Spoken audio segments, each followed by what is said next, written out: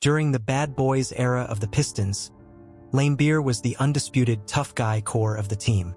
On the court, his astonishing actions were common. The games against the Celtics were like powder kegs, with constant conflicts, and Laimbeer was always at the center of the storm. In one game, Robert Parrish first elbowed Laimbeer in the face and then punched him again. But Laimbeer wasn't one to take it lying down. He fought back without hesitation, instantly igniting the whole court. There was also the conflict with Larry Bird. Laimbeer's tough defense annoyed Bird so much that the two clashed on the court many times. In a crucial game, Laimbeer's hard foul knocked Bird to the ground, completely enraging Bird, who then started punching Laimbeer on the ground. The situation got out of control for a while.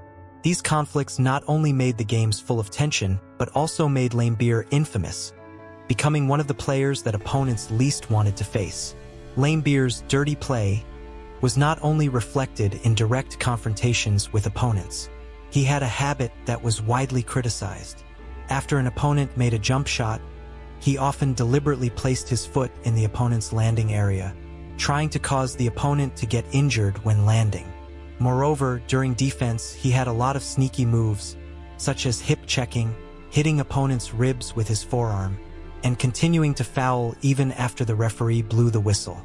These behaviors made him a byword for dirty play, and he was called the Prince of Darkness and the Axe Murderer. However, it was precisely this playing style that made the Pistons a formidable presence in the league. Their tough attitude on the court made every team take them seriously. Under the leadership of Laimbeer, the Pistons adopted the 94-foot defense strategy of full-court pressing, taking tough physical confrontations and psychological warfare to the extreme. This playing style disrupted the rhythm of many teams and made opponents miserable. When facing the dominant Michael Jordan and his Bulls, the Pistons even implemented the Jordan rules. This set of rules included various defensive strategies against Jordan, whether legal or illegal, with the aim of making Jordan uncomfortable and preventing him from scoring easily. Under this high-intensity defense, Jordan and the Bulls suffered a lot in their matchups against the Pistons. The Pistons also relied on such tactics to defeat the Bulls in the playoffs multiple times and successfully reach the finals. In 1989 and 1990, the Pistons won the NBA championship for 2 consecutive years, and Laimbeer's contribution was indispensable. His role on the court was not just limited to those controversial defensive moves. As a center, his rebounding ability was outstanding, serving as a solid defense for the team. In 1986, he led the league in rebounding with an average of 13 rebounds per game. On the offensive end, he also had a unique weapon, the three-pointer. In an era when most centers focused on inside the paint, Laimbeer's ability to hit three-pointers from the outside caught opponents off guard. In the 1989 season, he averaged more than 1 three-point attempt per game with a shooting percentage of 35%. In the 1991 season, he even increased his three-point shooting percentage to 36%.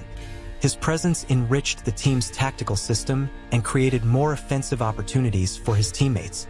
Let's go back to the starting point of Laimbeer's basketball journey. He was born in 1957 into a wealthy family, with his father being the president of a large glass manufacturing company. The privileged upbringing made him confident from a young age, but also a bit spoiled. In high school, relying on his height advantage and basketball talent, he led his team to win the state championship, and his basketball path seemed bright. However, after entering the University of Notre Dame, his academic performance took a turn for the worse. As a freshman, he was expelled from the school due to failing grades and had to attend a technical college for 2 semesters to improve his grades, which caused a 1.5-year hiatus in his basketball career. After returning to the University of Notre Dame, his performance in college basketball games was not outstanding, averaging only 7 points and 6 rebounds per game. Such results led to a significant drop in his draft position in the 1979 NBA draft. He was not selected until the 65th overall pick in the 3rd round by the Cavaliers. The Cavaliers were initially not optimistic about Laimbeer. He was slow, had average athletic ability, and was not good at post-up play. Compared with the outstanding centers at that time, the gap was obvious. 2 months after being drafted, he signed with Brescia in Italy and went to play in Europe. On the European court, he found his own stage, averaging 21 points and 12 rebounds per game, with a remarkable performance. This experience greatly improved his basketball skills and strengthened his determination to continue his basketball journey. In 1982, at the age of 23, Laimbeer returned to the NBA and joined the Detroit Pistons, thus starting a new chapter in his career. In the Pistons, Laimbeer gradually emerged. In the 1982-1983 season, with an average of 14 points and 12 rebounds per game, he was selected for the All-Star team. Since then, he was selected for the All-Star team multiple times and became a star player in the league. In 1984, he was selected for the All-Star team again, with his average score increasing to 17 points, his rebound average remaining stable at 12, his field goal percentage reaching 53%, and his free throw percentage as high as 87%.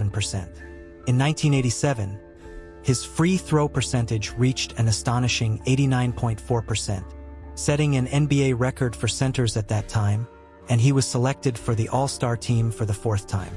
During his career, his total score exceeded 10,000 points, and his total rebounds also exceeded 10,000. He became the 19th player in league history to achieve this feat. His defensive rebounding rate ranked 34th in history, and his free throw shooting ability ranked 3rd among centers. As time went by, the glory of Laimbeer and the Pistons gradually faded.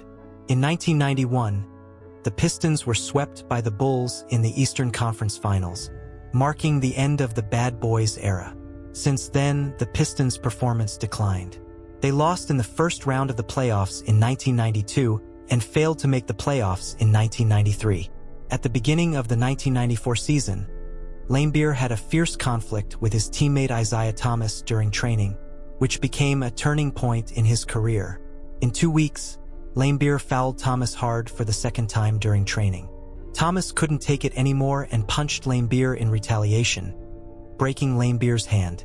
After this incident, Laimbeer realized that the team's chances of making the playoffs were slim, and his own form was much worse than before. So, at the age of 36, after only 11 games of the season, he chose to retire. Looking back on Bill Laimbeer's career, he was a controversial yet authentic player. His skills and achievements cannot be ignored. Being selected for the All-Star team multiple times, his outstanding performance in rebounding and free throw shooting, and helping the team win championships are all evidence of his strength. However, his controversial playing styles also made him a target of criticism. Nevertheless, his tenacity and persistent pursuit of victory left a unique mark in NBA history. He was a product of that era and an indispensable part of NBA history. Whether people loved or hated him, his unique position in the basketball world was undeniable.